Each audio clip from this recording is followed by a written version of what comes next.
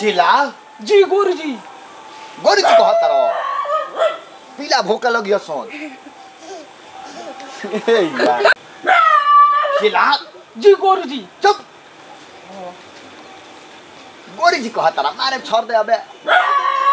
पीला भूखा लगियो सोन गोरू जी कहबे तो गुरु जी कहो गुरु जी जी गुरु जी बोल तोर निकल गेल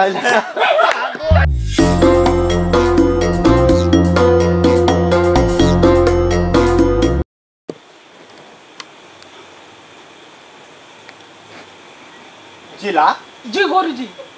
कहत अरे महाराज जी का कहते हो जी को बड़े सरका लगाओ लोग देख अबे कुकुर भौंके लगियो सब लगा ओ कहां से लिया दनी सारे डुप्लीकेट किन के चल देख दिन भर कोनो कमाई नहीं खे भई साझ ले केहू अनेक कमंडल पैसा आना त में एक एथी आटा चाहे चाउ व्यवस्था हो जाए के चाहिए जी तो चल कोनो घर में डाका ना मतलब कि व्यवस्था बनल जाओ चली गुरु चोरी कहता ये महाराज जी चल साया काहे को कह दे लगाओ चल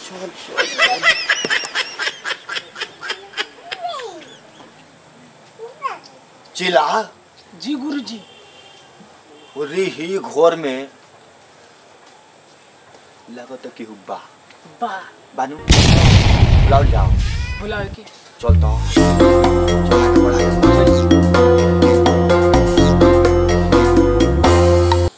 चला के भिक्षान दे चिला जी गुरुजी मेरी घरवा में केहू बा ना कारी एक बार और चिल्लाई के होई जरूर आई भिक्षा देबू हो क्या केहू बा चिला जी गुरुजी ना लोही कारे अरे रुकी ना अबे लोही भिक्षान देही अरे कौन नतिया का बेटा सुबेरे से 10 गो सक दे देनी ये ग्राहवा कौन आ गई अरे हमनी के होइसन कन्या कुछ लिया वो आटा चाउर भगवान तारा में भाला करस हमारा चलवा में बरछी करस हमनी के भीख मांगा ना और साधु संत आदमी ही सन जहाँ जाने सन तहाँ घींच के खाने सन कुछ लिया वो आटा चाउर चला हमनी के बुझा तो दाव लो जाई मुर्गी फंस गई बैठे जा ओ वाला हाथ देवे के अब लह जाई नु ली बाबा अरे बाप रे बच्चा कन्या जी बाबा हम तारा पर बड़ी परेशान हो गईनी चला हां गुरुजी पूछ तो इनका को जोड़ा खोसी बकरी चाहिए को जोड़ा खोसी आ बकरी चाहिए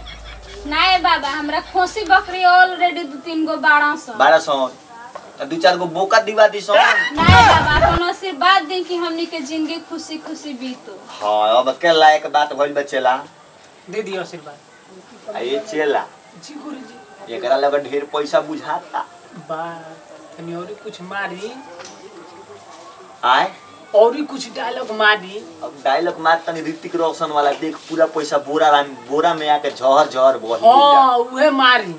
कुछ कहत नहीं का बाबा देखो कन्या तारा घर में बहुत विशाल चुड़ैल बिया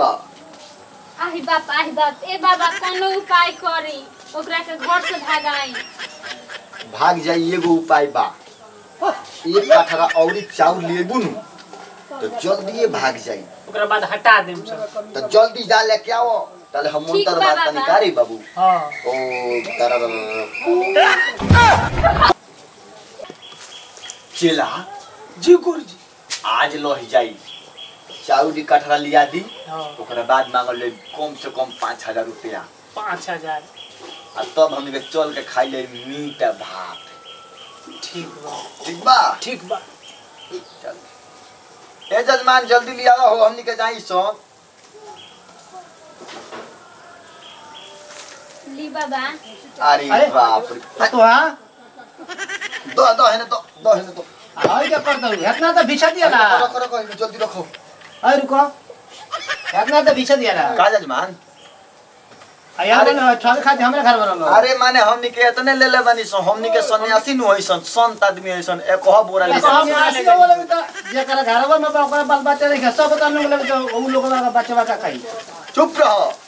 है में खून चलता रसन शराब देम जे खून सूख जाई खून सुखा कहत हमरा के तब अपना ठोकता बड़ा ऊपर से शराब देबा खून सूख जाई अबे भसम कर दे भभूत मार के दारू पीला बड़े का जजमान हमनी के दारू ना पिए निसन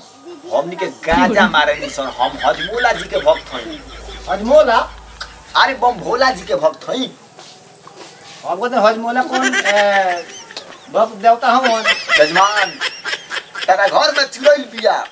बहुत भारी हमरा घर में सुए बिया हां एकरे के भगाए खातिर सब व्यवस्था कइले बानी हम ये तरह ना बनिए सही तब के तरह मानेम सन हम एकनी के गोहरे के पर इतना ठग ले बस हम चुगल काम करता है इतना ही समय घर ठीक जजमान में डांटा देबे देबे को डांटा रे केने पाई जो ये तरह ना बने